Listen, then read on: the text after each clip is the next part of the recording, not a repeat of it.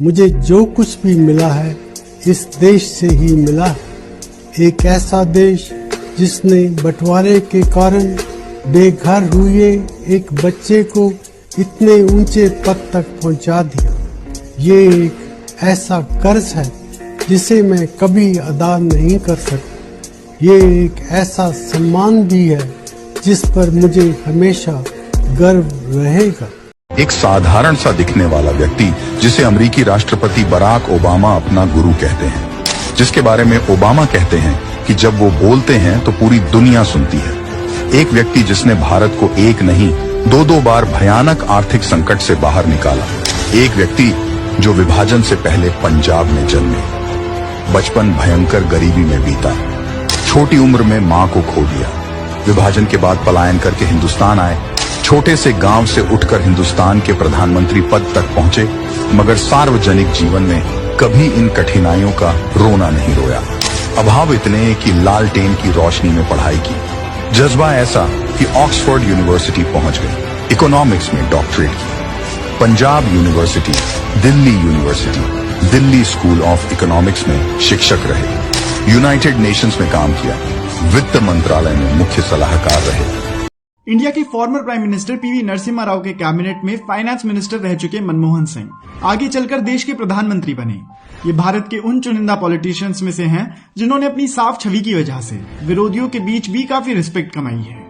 लेकिन आखिर क्यों, जानेंगे आज की इस वीडियो में विस्तार से, और साथ ही जानेंगे मनमोहन सिंह की पूरी डिटेल बायोग्राफी कि किस तरह से वो एक आम परिवार से निकलकर आगे चलकर देश के प्रधानमंत्री बने।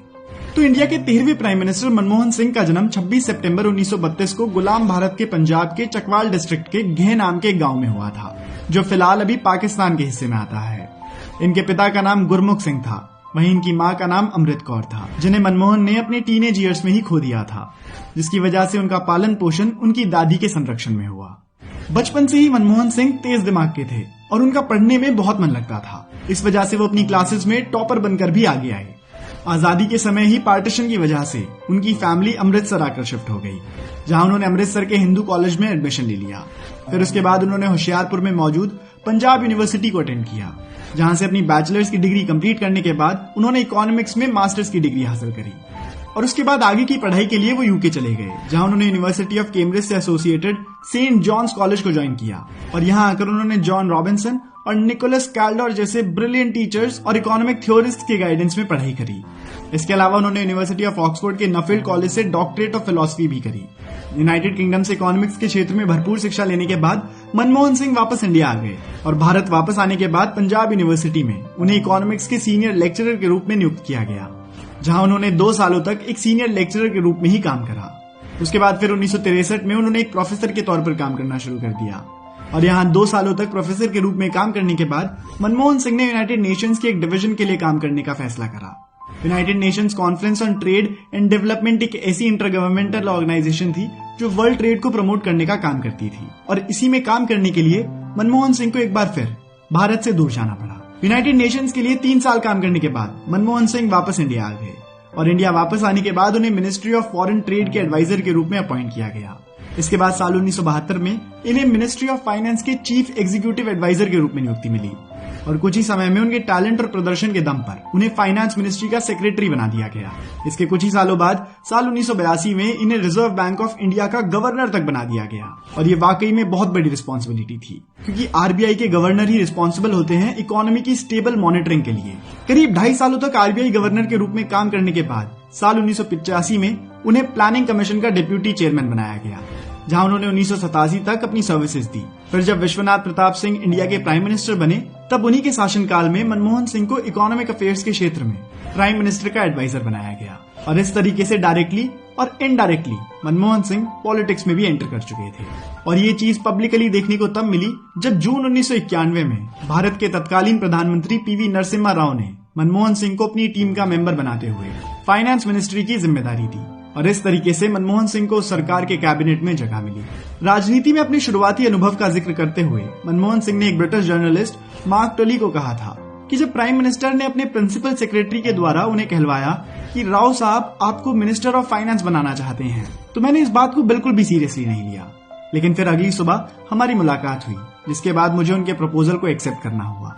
और इस तरीके से मैंने अपने राजनीतिक करियर की शुरुआत करी और बिना किसी संकोच उस वक्त भारत को मनमोहन सिंह जैसे एजुकेटेड फाइनेंस मिनिस्टर की जरूरत थी, क्योंकि साल 1990 तक देश की इकोनॉमिक कंडीशन इस स्थिति में थी कि भारत अपनी इंटरनेशनल कमिटमेंट्स फुलफिल नहीं कर पा रहा था और संकट से निपटने के लिए लोन लेने के लिए सोना गिरवी रखने के अपमानजनक उपाय का सहारा लेना पड़ रहा था।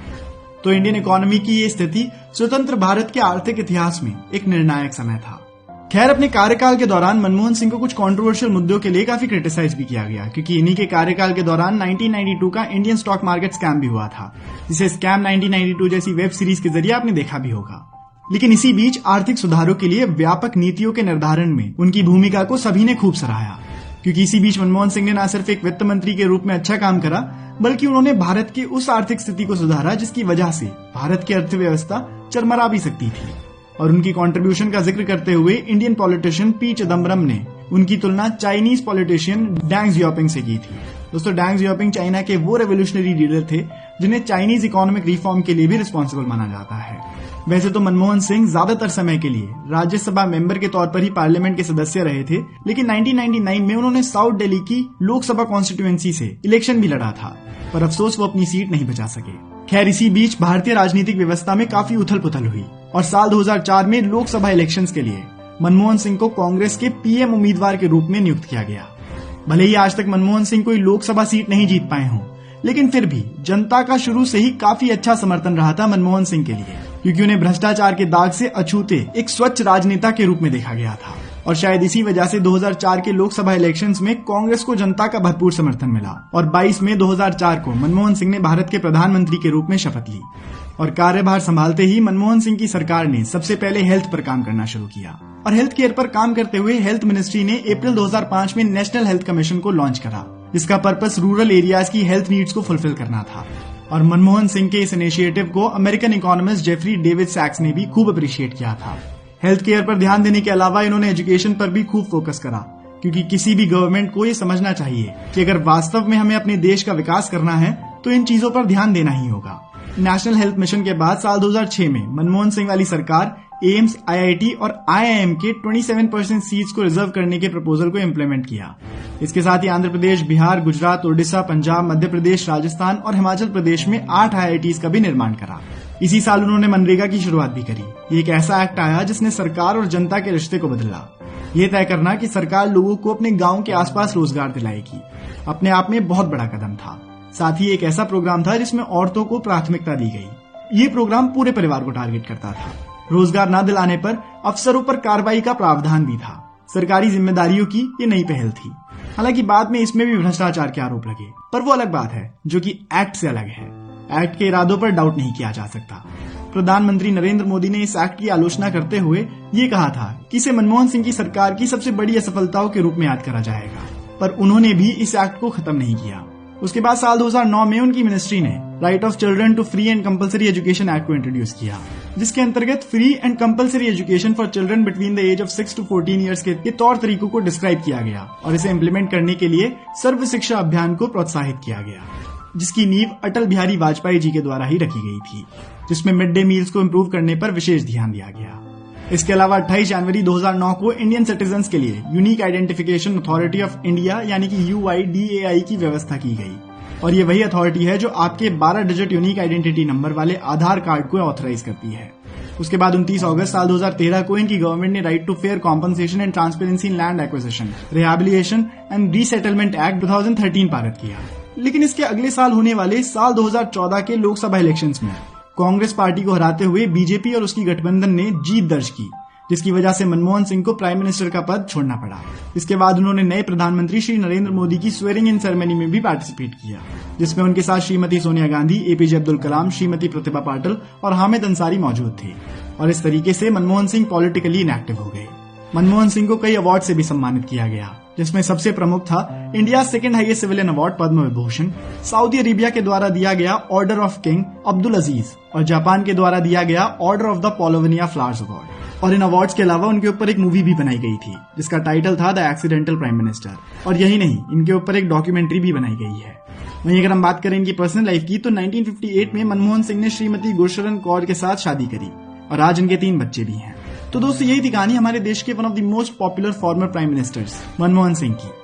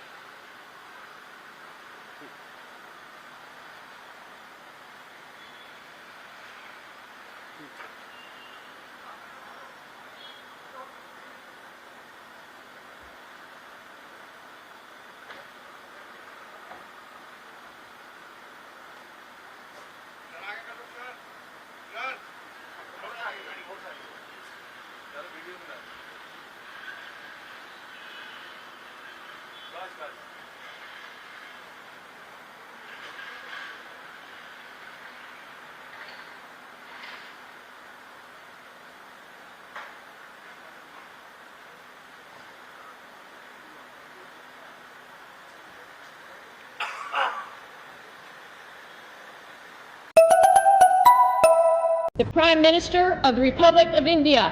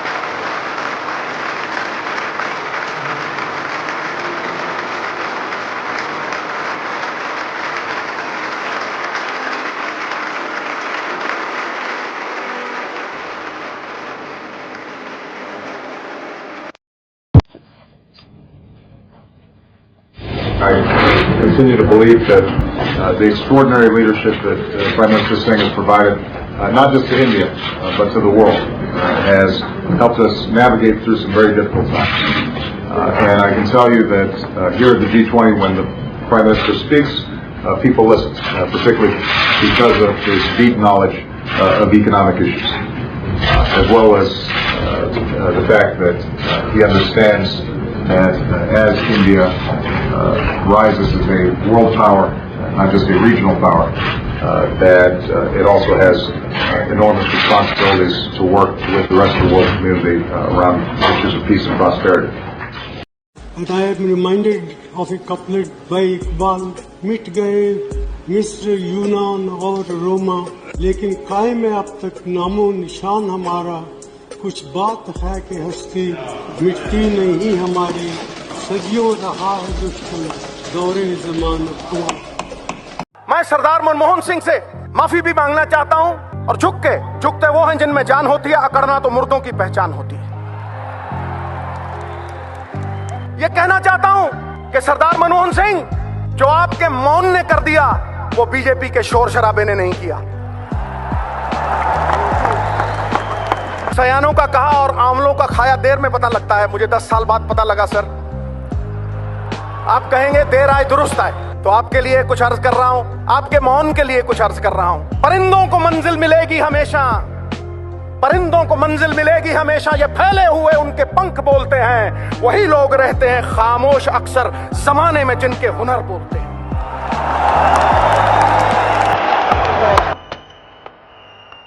आप तो सर राज जोशी बन सकते हैं। आपने कहा 2% जीडीपी गिरेगी, खटैक गिरी, और आपके टाइम इकोनॉमी अरबी घोड़े की तरह टकड़क टकड़क टकड़क दौड़ती थी, और आज कछुए की चाल चल रही है। It is like going to the zoo and watching the turtles race by. तो सुन लो बीजेपी वालों, ये अरबी घोड़ा अरबी घोड़ा चाहे कमजोर क्यों ना हो जाए, बूढ़ा क्यों ना हो जाए, गधों के अस्तबल से कहीं बेहतर होता है। ठोको, टिका के ठोको। आपने मेहनत ऐसी खामोशी में की कि सफलता ने शोर मचा दिया। ठोको ताली।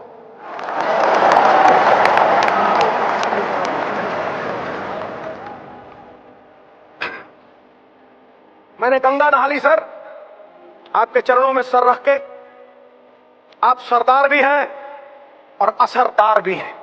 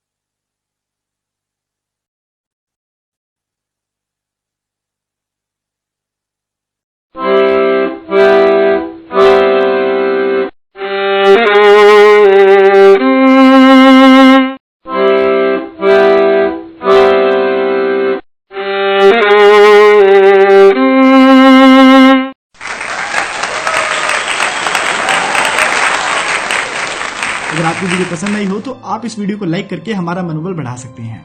और अगर आप चाहते हैं कि हम किसी और फॉर्मर प्राइम मिनिस्टर की भी जिंदगी के ऊपर एक वीडियो बनाएं तो आप हमें उनका नाम कमेंट्स में जरूर बताइएगा। धन्यवाद।